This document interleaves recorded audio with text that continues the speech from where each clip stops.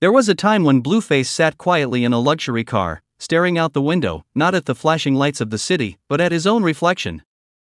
Fame had come fast, money even faster, but wisdom?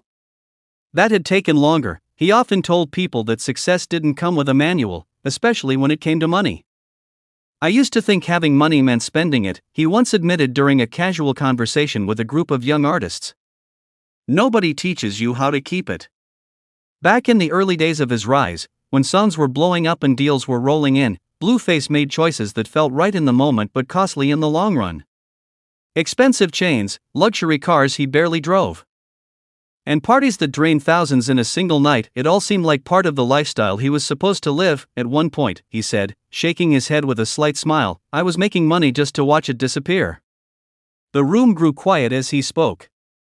It wasn't the kind of story people expected from someone living in success.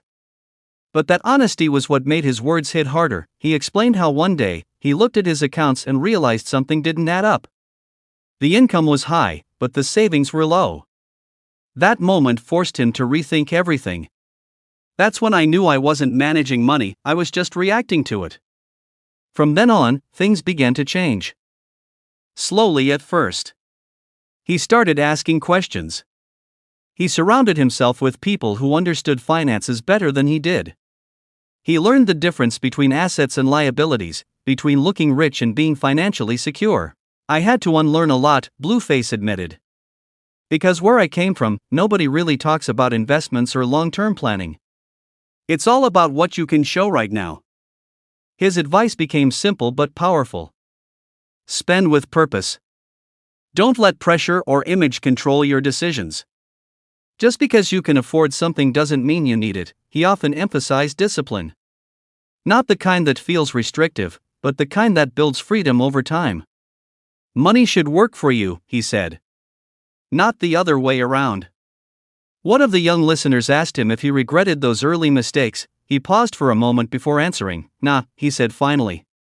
Because those mistakes taught me what I know now. But if I can help someone avoid them, then it's worth talking about. The truth in his voice carried weight.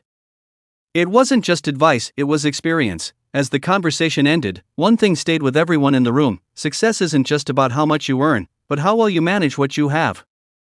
And sometimes, the best lessons come from the moments you got it wrong. Blueface had lived that reality.